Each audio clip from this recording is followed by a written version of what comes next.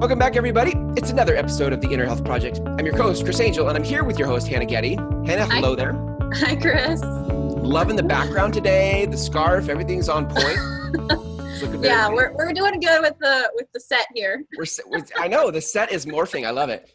I love it. Hey, we're talking, I'm excited about today because I keep hearing people talk about lymph this and lymphatic that, and so I'm excited to talk to you because we're talking about 3 signs that your lymphatic system is congested. It sounds very fancy. I don't even know what my lymphatic system is. So please tell me more about the problems you're seeing with lymphatic systems.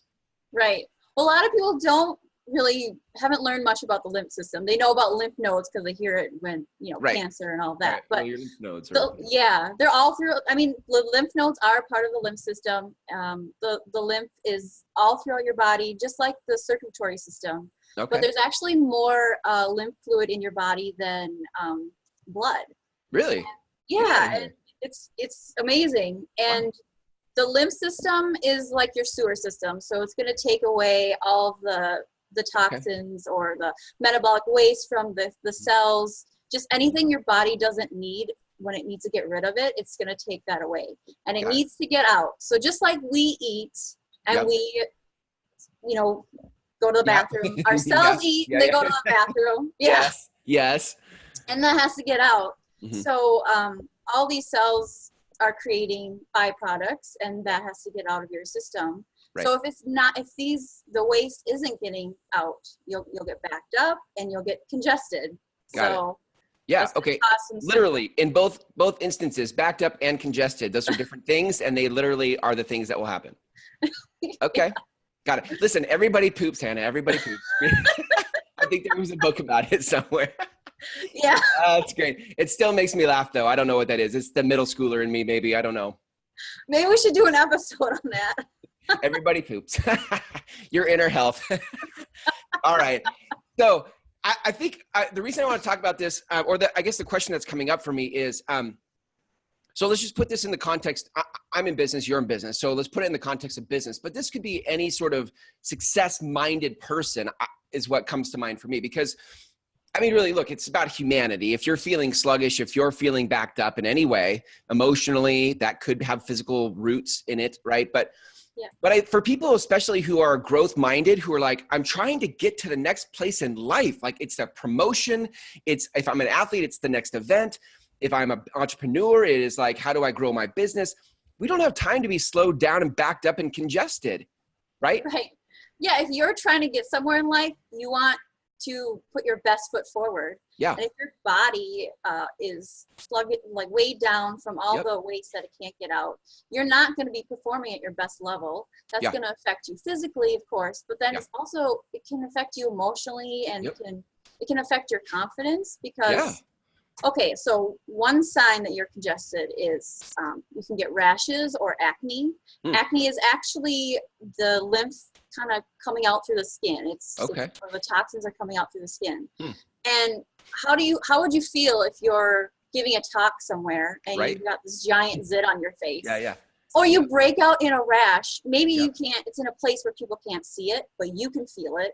And it's going to take your attention elsewhere, and you can't really be at your best level at that point. Yeah. You won't be present in the moment for the thing you're there to do if you're preoccupied with your mindset about some sort of skin thing, or even just like not feeling your best. Like if your mind is elsewhere, you can't perform. I know this because I've been buried in work right now, and because we're building some really big projects, and in the middle of all that, I'm like, man, this is taxing, Yeah. And the reason, it might seem weird, okay, why is it coming out through the skin? But your skin is part of an elimination organ. So it does your skin off gases, and things do secrete through the pores. Right. So the main pathway of elimination is your kidneys for the lymph system. And if those aren't performing to their best ability, your body's going to try to get it out any way it can, and it's going to come out through the skin more than it normally would, and it's just going to be overloaded. So that's why you're seeing these symptoms. What are some other, so skin is one, what are some other signs that we're congested? So you can see a lot of, maybe you feel puffy all over, or maybe some swelling in certain areas, edema. Sometimes people get swelling, but it's not like hot, it's just kind of puffiness. So that's another sign that your things aren't moving. The lymph is just kind of stuck in that area, and it can't, it's just pooling there. So you're going to see edema. You might have some pain with it. I mean, if you think about, like, if you get an injury, right? You get swelling in the area and it feels painful. And that's your body's way of trying to heal itself. And so, I mean, that's a normal process. But if it's there too long and it's not coming out in a timely manner, it's just going to just stagnate there. And it's just going to damage the cells even more, because the waste can't get out, and then the nutrients from the blood can't get in. So your so your cells are kind of starving and getting damaged by the waste. It's so interesting, like that. The health industry has so much content being produced all the time, and that the lymphatic system hasn't been talked about as much as everything else, like carbs this and fat that and paleo this and like all these different things. But when it gets to like other things like lymphatic systems, like I've read a ton of stuff in health, but very little on the lymphatic system. But it sounds like it's super responsible for a lot of things. I mean, I think it's like the number one reason you feel all these different symptoms. I mean, the reason why it hasn't been talked about it as much is because it was hard to find. Like it's all throughout the body, but it's when they dissect things, if it's not a live dissection, I think that it's very hard for them to see the lymph system. It's easier to see the blood. So we've been focusing on that. But more and more studies are coming out. I don't know if you heard, but the lymphatic system in the brain is also kind of like the lymph system in your body. So that's another study that came out. So you're so smart. Your brain does drain. Your brain. So if you got congestion in your brain, you can't, you're not able to think as well, and your brain's not going to function as well as it can. So if you're out giving, in your business, or if you're an athlete, or if you have, a lot of cognitive things you have to do for high performing people, this is going to really weigh you down, and your brain is not going to be able to think as well. Yep. Okay. All right. I like it. Are there any more signs that our lymphatic system is congested? Yeah. One that I see a lot with people, because I'm a massage therapist, a lot of people come in they're stiff. They have, their muscles are stiff, or they've lost range of motion. And every time they move, they feel pain, or just certain areas of their body just get really stiff and weighed down. And this happens because the lymph isn't moving. So it's basically waste, or in an acidic form. So this is going to just kind of destroy the cells, or start to deteriorate the cells. So if it's creating pain, you're going to feel pain, because that's how your body is going to tell you that something's not right. It also dehydrates the area. So the muscles are getting dehydrated, the tissues, they're getting dehydrated because acids, they're kind of like burning you on the inside. So So your lymphatic system is more of a lipid-based system. So that also will come in and neutralize the acids a little bit. But if there's just so much there that your body can't get out in a timely manner, it's just going to accumulate. I think, look, all of us listening to this we can just be honest and real for a moment. Like, I think most of us we have a lot of these symptoms, and we'll say things like, oh, I'm getting older.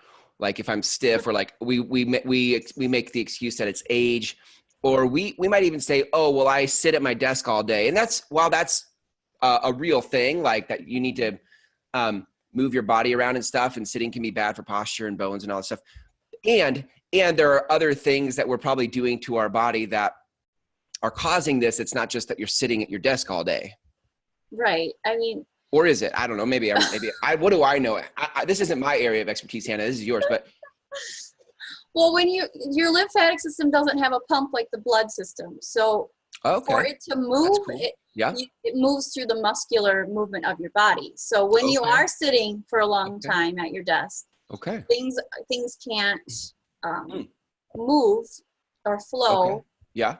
So yeah, you're going to have cooling, or you're going to have stagnation for the lymph system. Does it matter how fast, like the faster I move my body, the more stuff moves? Like, is that a good case for cardio type of exercise, or does it just matter? So if you're really congested, the thing is if you're doing like a really heavy duty workout, afterwards you get sore. Yeah. I mean, that's from lactic acid building up in the muscles. So you're creating more metabolic waste. So you don't want to do extraneous exercise if you're really congested, because you're just going to create more acids that your body has to get rid of or move out of the body. So anything like walking or maybe gentle yoga, do some just stretching, just moving your joints around. It doesn't have to be something elaborate. Listen, I was trying to find my shortcut. I'm like, if I could just run really fast for 5 minutes a day, could I be good? Am I good? But it sounds like maybe that's. Well, I mean, take a little brisk walk, get the lungs to move in and out, deep breathing. I think one of our episodes was on breathing. So that all ties in as well. So I'm still trying to, is there a pill I can take, Hannah? Can I take like a pill to do this for me? No, there's no quick fix. I don't want to do the work, Hannah. All right. I get it. So I got it. So we've got to get some movement. I think our next episode will actually cover ways that we can actually get the lymph moving, right? Yes. As far as this episode is concerned, we're kind of just bringing the problem to the surface. Here are some ways you can tell.